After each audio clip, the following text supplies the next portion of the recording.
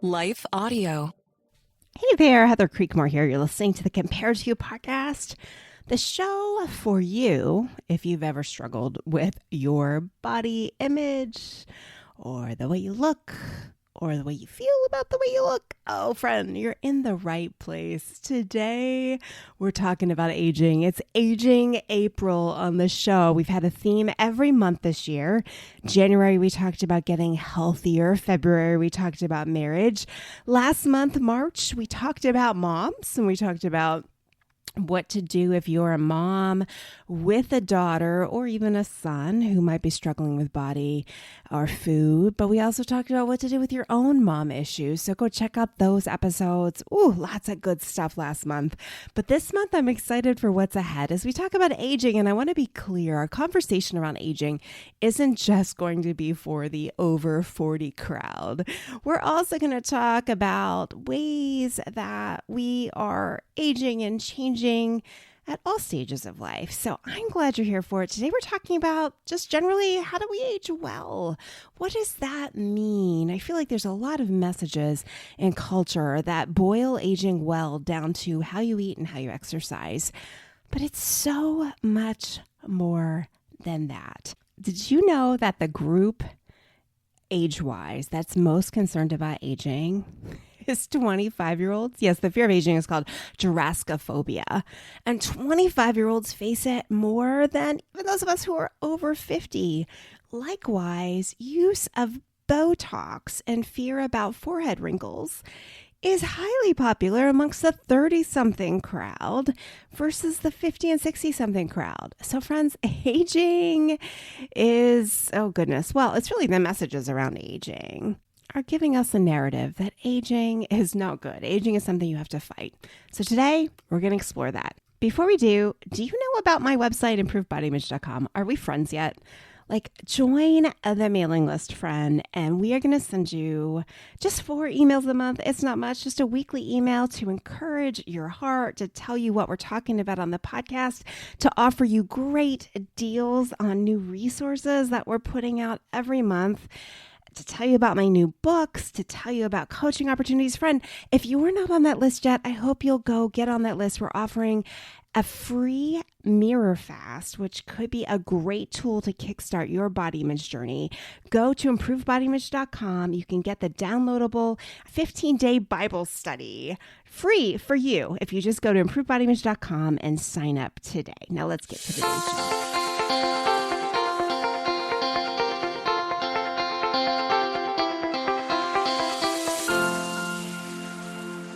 Well, hey, friend, let's talk about 4 ways for women to age well. Okay, reality is we are all aging. We're all changing. And here's the truth. Most of those changes are gradual, right? It's like watching your kids grow up if you are a parent, right? You don't necessarily notice the changes. You don't necessarily notice how they're growing day by day, year by year, until all of a sudden, the shorts don't fit or the pants are too short or the shoes are too small or they're standing next to someone and you're like, wait, when did you get to be that tall? Most of the ways we age, grow, and change are subtle. But here's what I thought was interesting and perhaps encouraging. If you, like me, are a woman in midlife, there are a couple times in our lives when we have something we call biological bursts. And then there's a couple other times in our lives where we have these massive biomolecular shifts that change things really fast.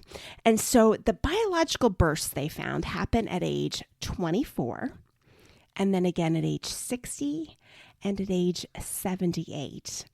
But those massive biomolecular shifts happen twice. The first one is around age 44, and the second one is around age 60. Boy, apparently 60 is quite the age. I'm not there yet, but I'd be curious to hear from those of you who are 60 how that's going for you. But that's according to Stanford Medicine. Studies that they've done show that things are just going to change at these ages, no matter what you do. And so I think it's important for us to remember that no matter what diet and wellness culture tells us, we are going to age. period. I mean, the alternative is death, okay?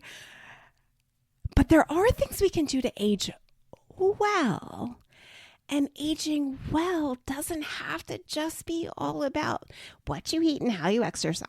What you eat and how you exercise. It feels like our culture has been overly focused and just makes aging way too focused on food and exercise, food and exercise, food and exercise.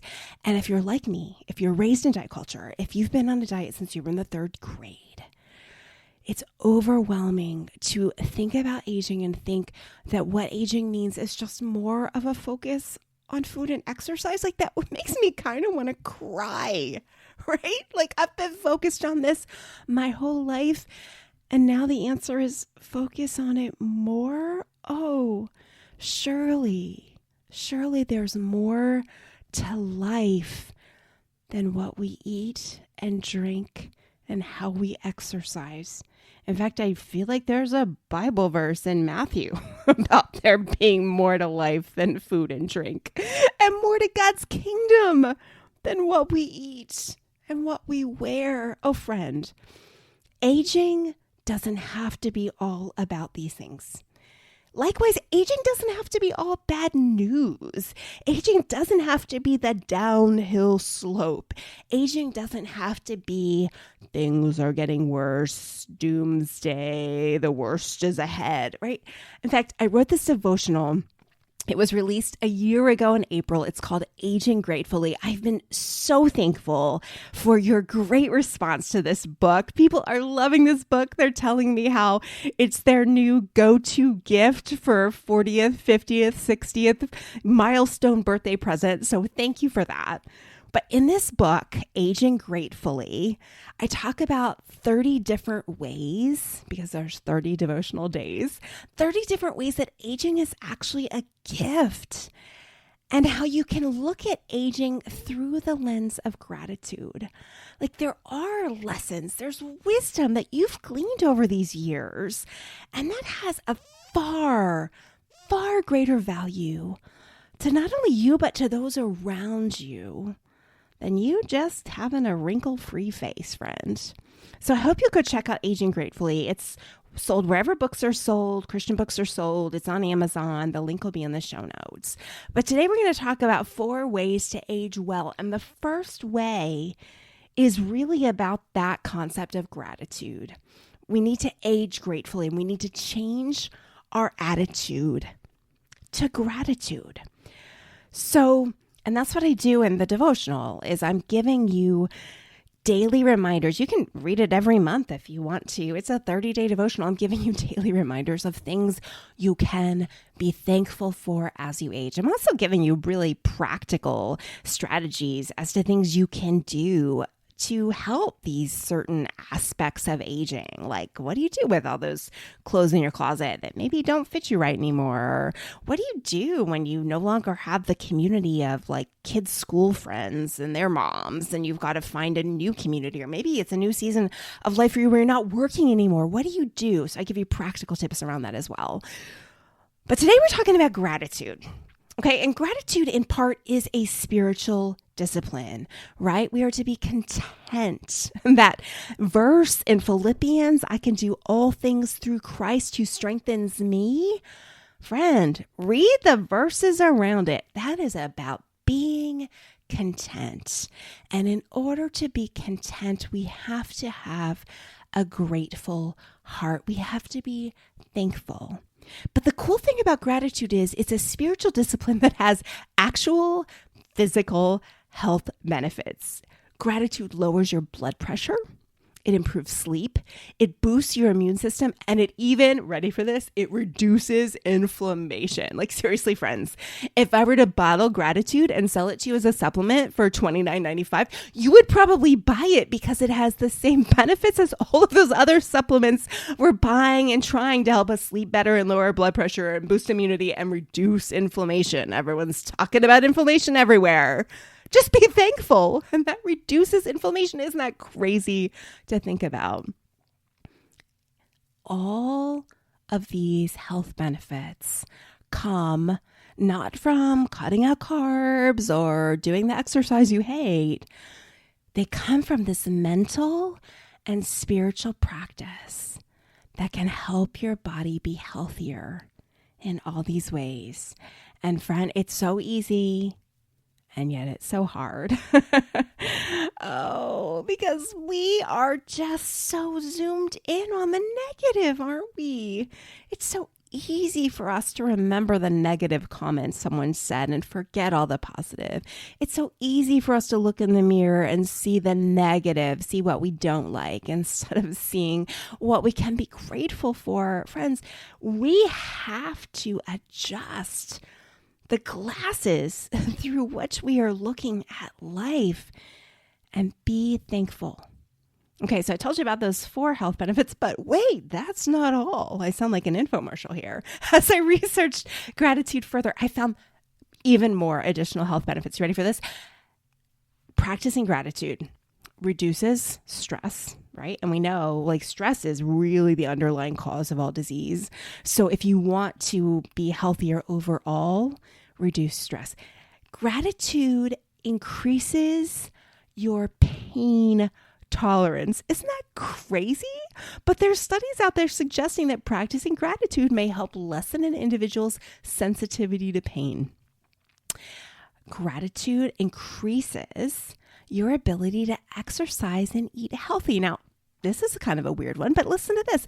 People who practice gratitude are more likely to exercise regularly and make healthier food choices because they have an optimistic, joy-filled look at life. Friend, that is so different than the diet mentality of can't eat, no, restrict, can't eat this is bad food, right? If you just tweak your attitude, and we talk about this on the show a lot, right? Instead of a restriction mindset, have an addition mindset. If your attitude towards food and exercise is, oh, this is great, I'm going to add some. This is fun, I'm going to add some. Oh, friend, you're making healthier choices just because of your attitude of gratitude. Gratitude also can improve your mood and mental health. It can lead to increased happiness, positive emotions, and that has positive effects on your physical health. When you have a healthy mental health, we talked about this back in January. Mental health, spiritual health, emotional health is, in my opinion, the precursor to any physical health. You can't have physical health without those things. And gratitude can help you get there. And then finally, gratitude increases your resilience to stress. Gratitude can help people cope more effectively with everyday stress and build resilience to emotional setbacks. So friend, how do you practice gratitude in a meaningful way? It really does take a shift. Instead of looking in the mirror and groaning over what you see, you thank God that He gave you a new day. And you ask Him, how do you want to use me in this body, at this age, at this stage of life today? What do you have for me today, Lord? And you get serious about being on mission for Him. And friend, that's really what life is about. It's not about the person who still looks the youngest at 60. That person doesn't win anything. There's no prize for that anywhere, not on earth and not in heaven. Like there's not an actual award you get. Like, congratulations, you don't have as many wrinkles as everyone else. Like, friend, that is not what life is about. What life is about is, how did you use these days that God gave you? What did you do with the days you were given? And friend, I'm going to talk plainly here, but I don't think a good answer is, well, I tried to stay healthy so I could have more days. Like if you're just trying to be healthier so you can live longer, so you can just do your activities to be healthier and live longer, you are missing the meaning of life. You are missing out on the purpose God actually has for you here. God's purpose for you here is not to pursue longevity. It's to pursue Him and what He has for you. My mom always used to talk about choose your attitude. You get to choose your attitude. You can decide your attitude. But it's true. You really do get to choose your attitude. And like, frankly, there's not a whole lot in life we get a choice about completely. But our attitude is one thing that we do get a choice about. Now, I'm not saying you have to gaslight yourself. If something is hard, if something is bad, call it hard, call it bad. But likewise, call out the good. See the blessings. Count your blessings, big and small. In my book, The Comparison-Free Life, I talk about just how much this attitude of gratitude can help you stop comparing. It can truly free you from a jealous, envious, ungrateful, comparison-filled life. Ask yourself, what has God done for me today, this week? How has He provided? How has God shown me He cares? Think about all the little things you can be thankful for. And friends, there's oodles of Bible verses about being thankful. This is all through Scripture. So here's just a few to encourage you before we go to break. Psalm 100, verse 4. Enter His gates with thanksgiving and enter His courts with praise. Give thanks to Him. Bless His name. Psalm 107:1. Oh, give thanks to the Lord, for He is good, for His steadfast love endures forever. 1 Chronicles 16:34. Oh, give thanks to the Lord, for He is good, for His steadfast love endures forever. I feel like I've heard that before. Philippians 4:6. Don't be anxious about anything, but in every situation by prayer and petition, with thanksgiving, present your requests to God. And I'll leave you with this one. Colossians 3:17, and whatever you do in word or deed, do everything in the name of the Lord Jesus, giving thanks to God the Father through Him. I'll be right back with 3 more ways to age well after this quick break. Okay, strategy 2 for aging well is to forget fighting aging and embrace aging. Now let's talk about our bodies for a second. Here's the biggest thing I've learned in the last 5-7 years. Things go better when I've decided to be on the same team as my body. I would say my philosophy for most of my life was that my body was the enemy. It needed to be ruled. It needed to be tamed. It needed to be disciplined. And I think underlying that was kind of a misuse or misunderstanding of Scripture. I was kind of taking out of context how we're supposed to rule over the flesh and maybe confusing the fact that my flesh was my body, but my flesh isn't my body. My flesh is my sin nature. And yes, as a new creation in Christ, I'm supposed to rule over my sin nature. The new man who I am in Jesus is to rule over the old man who wants to do things out of selfish ambition, lust, and greed. But that's not a picture of me versus my physical body. My body is me and I am my body. I don't have to fight my body. My body is not the enemy. In fact, it's working really, really hard to keep me alive. It's actually so much more on my side than I ever gave it credit for. So as I think about aging, I want to stop fighting my body and start listening to it. So here are some practical ways to be on the same team as your body. First, when you feel like moving, move. Honor the urge to move. Take a walk. Do something active, right? You know that feeling, that restless feeling of, oh, I should just go do something. Well, move when you have that feeling. But likewise, and don't ignore me here, when you need to rest, rest. And I think this one might even be harder to incorporate than the first one. Because yes, it's true. Sometimes you going out for a walk or going to work out can energize you. But sometimes you really just need to rest. And this is a very nuanced thing about listening to your body. You actually have to listen carefully to know, honestly, what it is your body needs. And most of us have ignored our body's needs. Some have pushed too hard, too long, too much.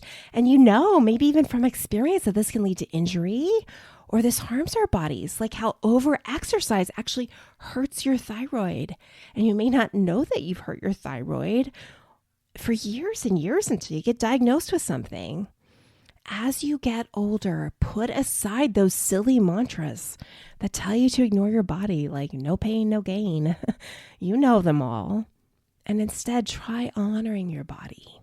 Now, that doesn't mean you always have to stay comfortable. Of course, there's benefit to pushing our bodies sometimes. That's how we grow. But pushing all the time, or not listening when it's just too much, that's when things go bad. The next one is eat when you're hungry. And seriously, friend, there's no badge of honor for starving yourself. Especially as we age, you're just hurting your already slowing metabolism when you reduce the amount of food you consume. This is one of my biggest concerns with the use of drugs like Ozempic and Wegovy for weight loss only. What they do is they mess with your GLP-1 hormones, and that hormone makes you want to eat less so you're not as hungry. But listen to me clearly, when you eat less, over time, your body adjusts and adapts to the new amount of food you are eating, and it shifts all your systems to run on this new lower amount of food, which will slow your metabolism. And when you don't have enough food in your body to burn energy, your body is so smart, it wants to keep you alive. So it's not just going to burn fat, it's also going to burn muscle. This is called muscle wasting. And you can lose up to 50% of your muscle mass just because you've reduced the amount of calories you're eating, which, if you know anything about metabolism, having less muscle is even worse for your metabolic health, because muscle is what helps you burn that fat. Muscle keeps that metabolism going. And if you have less of it, it's a worse situation for your body. It greatly concerns me that doctors are recommending these drugs freely and widely to everyone who wants to lose weight.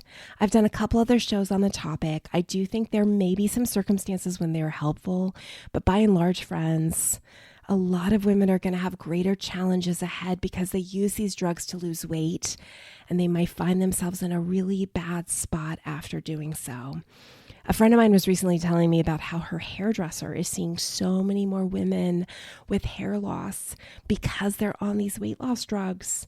And friends, hair loss isn't any kind of sign of health. It's a sign that your body is struggling if you can't grow hair. So there are definitely some things to be concerned about when it comes to these weight loss drugs. I just want you to hear from me that being healthy is not the same thing as being skinny. And it's really sad that our culture has conflated these two things. I am healthier now than I was 20 or 30 pounds ago in every way, physically, mentally, spiritually, emotionally. And so as we age, I hope we can remember this. Health is not about a number on the scale. So let's be on the same team as our bodies. Let's give up the war. Let's wave the white flag, declare a truce. Our bodies are so smart. Let's try to start listening to them. Number 3, as we age well, you need to find something fun to do, friend. And this is going to be a similar list of benefits to gratitude, because when you find fun things to do that bring you joy, it is actually so good for you mentally and physically. So here is the list of benefits of having fun. Ready for this? Stress reduction, improved mood, boosted creativity, stronger social connections, enhanced overall well-being. Friend, it's good for you to find fun things to do. Oh, here's one that I missed. Improved sleep, right? We hear all the time about how important sleep is. I'm going to talk about that, in fact, in just a minute. If you want better sleep, find something fun to do. Again, if I could sell you a pill that promised you that better sleep, greater resilience, improved mood, stress reduction, you might already take some pills for these things. If I could give you a pill to do all these things, you would probably buy it, but you don't need to buy anything. Just start playing pickleball. I'm serious. I love pickleball.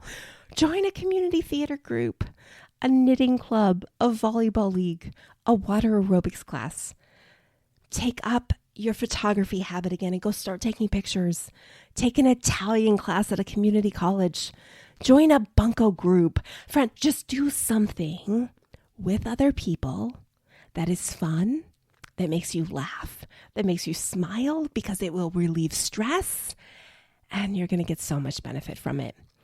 Now, I talked about this back in January. I did a webinar. The research around your health and being in community, so let me just say that a different way, having friends, the research around this is fascinating. But having a community of people whom you call friends, people that know you, see you, connect with you, is as important to your health as what you eat and how you exercise. And get this, not having community is as bad for you as smoking. Like seriously, when they looked at all-cause mortality, what causes people to die early?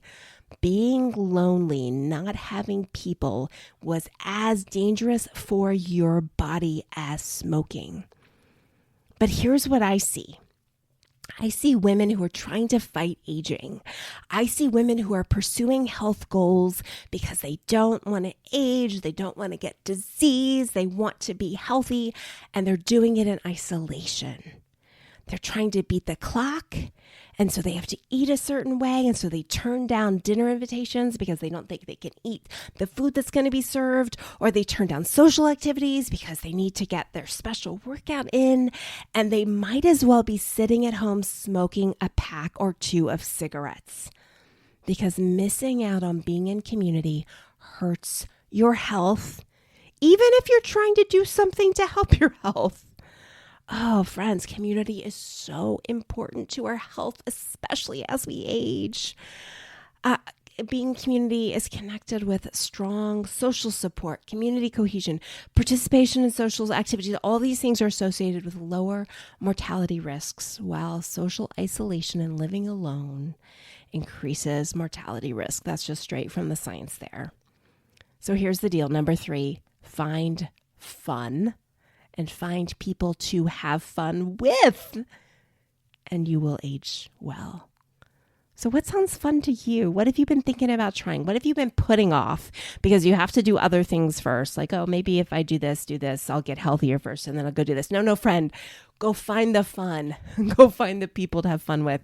And that's how you're going to get healthier. And number 4, finally, your 4th way for women to age well is to stimulate your brain. So let's talk cognitive function just for a second. Friend, your phone, the social media apps, your YouTube, your Facebook, your Insta, your TikTok, they may be turning your brain to mush. And that's not the technical term. But I want you to think about your brain health as much as you're thinking about the health of the rest of your body. And brain health can be the physical health of your brain, but it also can just be your mental health. So here's the truth, friend. If you're obsessing over your body, your size, your weight, your appearance, get some help. Don't stay stuck there. Reach out to us for some coaching help. Join the 40-day journey. Because, friend, no matter what age you are, it's not too late to get free from these things. It's not too late to get on a healthier course for yourself mentally. We've worked with women who are in their 70s. Like, there is no age when you're too old to find freedom. And if you're younger, then there's no time like the present to start working on these things. Find the places you're mentally stuck so that you can enjoy the rest of your life. Enjoy the years you have ahead of you without obsessing over food and body. And so let's go back to those screens, friend. What are you seeing? What are you consuming? What are you ingesting? Are the things you're seeing, consuming, and ingesting causing you to obsess more over your body, over your food? Friend, they're not only bad for your mental health, but they're bad physically for your brain. So consider taking some screen breaks. Turn off your phone. Read a book. I've got several you can read. Go spend time with people having fun. That's what will stimulate your brain. So just ask yourself honestly today, friend, do you need to turn off the Netflix? Or turn off your phone, or maybe vow not to take your phone to bed so you can get more sleep. Do you know sleep is so important for your brain health? Sleep is when your brain signals for your whole body to repair your cells. And guess what? Your cellular health is what determines your health. So your cells need that time of repair. In fact, I found this quote from a professor of neuroscience and psychology at a big school in California. And he says, sleep is the single most effective thing you can do every day to reset your brain and body health. There is no operation of your mind that is not wonderfully enhanced when you get sleep, or demonstrably impaired when you don't get enough. So friend, if you're obsessing over what did I eat today? Am I going to lose weight? Did I lose weight today? What did the scale say today? And you're staying up late to exercise, or you're getting up too early to exercise, If you are prioritizing obsession over food and exercise and you are not sleeping, friends, you're hurting your health more than you're helping it. Get good sleep. Think about your brain. Think about your mental health. Think about caring for it in the same way you've probably obsessed over caring for your body all these years. And that will help you age well. So friend, remember these 4 strategies, the 4 ways for you as a woman to age well. The first one is change your attitude to gratitude. Be thankful. The second one is forget fighting your body. Embrace aging. Be on the same team as your body. The third one was find something fun to do. Again, I recommend pickleball. I love it. And the fourth is to stimulate your brain. Think about your mental health and get good sleep. I hope these 4 ways to age well have encouraged you today. Hey, if you want more great tips and information about aging, I've done several other shows on aging on the podcast. You can go check them out. I'll link to them in the show notes. And join us all month long, because that's what we're talking about this month, is how you can age well. We want to encourage you. And don't forget, check out my book, Aging Gratefully, a 30-day devotional for women in midlife. It's available everywhere books are sold. Hey, thanks for listening to the podcast today. I hope something today has helped you stop comparing and start living. Bye-bye. The Compared to podcast is proud to be part of the Life Audio Podcast Network. For more great Christian podcasts, go to lifeaudio.com.